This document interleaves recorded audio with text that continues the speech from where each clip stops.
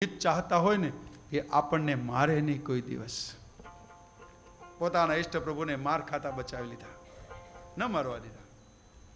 અરે મને એમ લાગે છે નવરાવ્યો નથી, ધોડાવ્યો નથી અને રમવા મોકલ્યો નથી, તું માટીમાં રમે છે, માટીમાં આલોટે છે અને માટી જ ખાચો. મને એમ લાગે છે કે તું પૂર્વ જન્મમાં શુકર હોવો જોઈએ.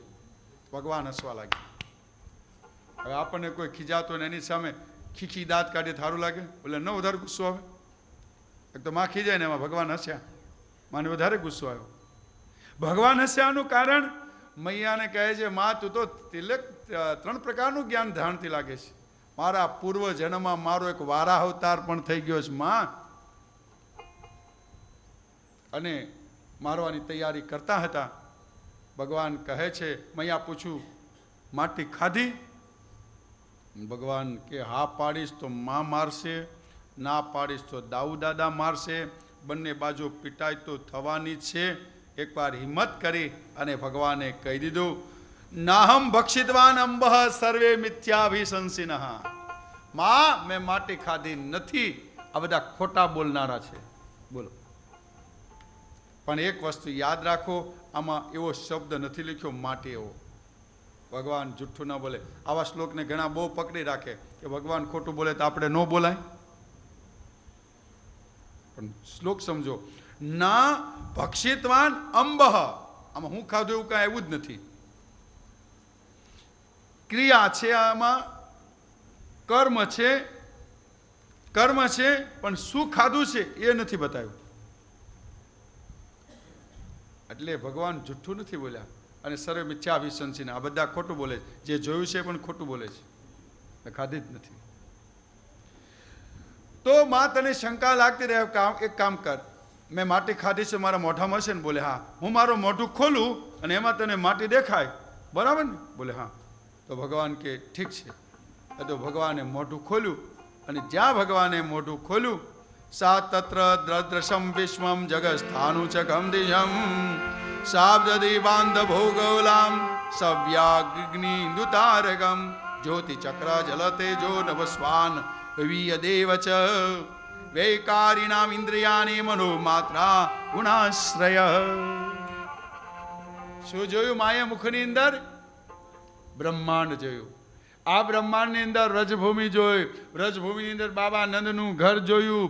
બાબા નંદની અંદર માં યશોદા જોઈ. માં યશોદાએ લાલાનો કાન પકડ્યો એ જોયું. એક હાથમાં સોટી જોઈ અને માં મુખની અંદર જોવે ત્યાં સુધી ભગવાને એને બતાવી દીધું.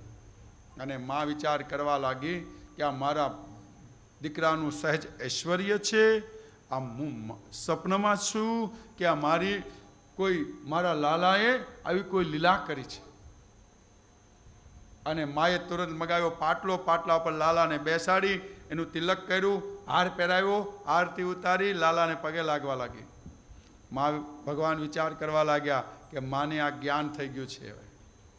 હવે એવી માને ભૂલાવામાં નાખું, જો મા મને પાટલે બેસાડશે, પગે લાગશે, માળા પહેરાવશે તો લીલામાં મજા નહીં આવે. એટલે માને પણ ભૂલાવામાં નાખવા માટે ભગવાને શું કરી?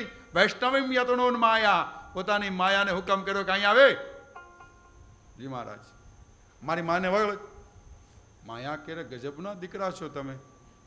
લોકો એમ કે મારી માને માયાથી દૂર કરે ને તમે આજ તમે ઈશ્વર થઈને તમે મને તમારી માને વળગો. ભગવાન કે બધું પછી પેલા વળગ. અને જ્યાં માયા વળગી તો શું થયું? માને પેલી સ્મૃતિ હતી ને એ નષ્ટ થઈ ગઈ. હવે આજ ભગવાનનું વિશ્વરૂપ માતા કૌશલ્યાએ જોયું. આજ ભગવાનનું વિશ્વરૂપ અર્જુને જોયું મહાભારતના મેદાનની અંદર. આજ વિશ્વરૂપનું દર્શન મા યશોદાએ જોયું. અહીંયા શું થયું? આજ રૂપ અર્જુને જોયું ભગવાનનું મહાભારતના યુદ્ધની અંદર. એટલે અર્જુન કાપવા લાગ્યો. ભગવાન કહે છે કે તારી આંખથી મારા રૂપને નહીં જોઈ શકે. એટલે ભગવાને શું કહ્યું? દિવ્યમ દદાતે તે ચક્ષુ. ભગવાને એને દિવ્ય ચક્ષુ આપ્યા અને કીધું જો હવે તું. અને જ્યાં વિરાટ રૂપ જોયું એટલે હાથ કાપવા લાગ્યા. ભગવાન કે જેવા હતા એવા થઈ જાઓ, જેવા હતા એવા થઈ જાઓ. ભગવાન કે જોઈ લે, આ પછી તને જોવા નહીં મળે. અને બધું પૂરું થઈ ગયું. એટલે ભગવાને પૂછ્યું અર્જુનને, કેમ રહ્યું ભાઈ આજનું બધું? પસીનો પસીનો થઈ ગયેલો અર્જુન. ભગવાને કે મહારાજ કેમ?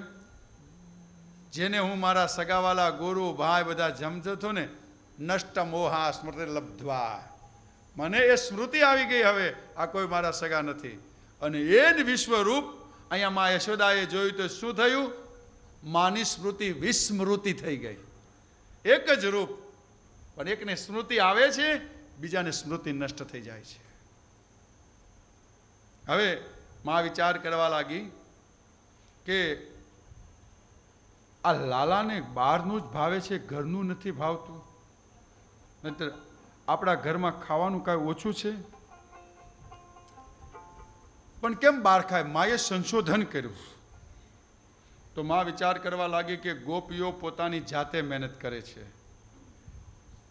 મંથન, મારે ઘેરે તો દાસ દાસીઓ છે, નંદ રાણી છે ને ભાઈ, 9 લાખ ધેનું બાબા નંદ ઘેરે દૂજે, એનું બધું વલોણું કરવું એટલે મા એકલી જ ના કરે ને, એટલે દાસ દાસીઓ છે. આજે માતાએ શું કર્યું કે બધી દાસ દાસીઓને રજા આપી દીધી અને મા સવારના પોરની અંદર વહેલા જાગી છે. સુંદર મજાનો માએ શૃંગાર કર્યો છે, સુંદર મજાની ચોળી પહેરી છે, એની ઉપર સુંદર મજાનું વસ્ત્ર, માટાના કટી સુધી કેશ, એમાં પુષ્પની વેણીઓ, કાનની અંદર કુંડલ પહેર્યા છે, હાથની અંદર કંકણ પહેર્યા છે. આજ માં સ્વયં દધિમંથન કરવા તૈયાર થઈ છે. એકદા ગૃહદાસીષુ યશોદાનંદ ગેહિની કર્માંતરને વિરાશો નિર્મમંથન સ્વયં યાની યાની ગીતાની તદ બાલ ચરિતાની ચ દધિ નિર્મંથને ગાલે સ્મરંતે અન્ય ગાય. બધાને છૂટી આપી માં સુંદર મજાનો શૃંગાર કરી અને માં દધી મંથન કરે છે. ખાલી મંથન નથી કરતી, સાથે સાથે ગાતી જાય છે, પોતાના પુત્રના બાળ ચરિત્રનું ગાન કરતી જાય છે અને માં મંથન કરે છે. આવો આપે પણ વૈષ્ણવ બની અને માતાના મંથનની સાથે ભગવાન માટે નવનીત મંથન કરીએ.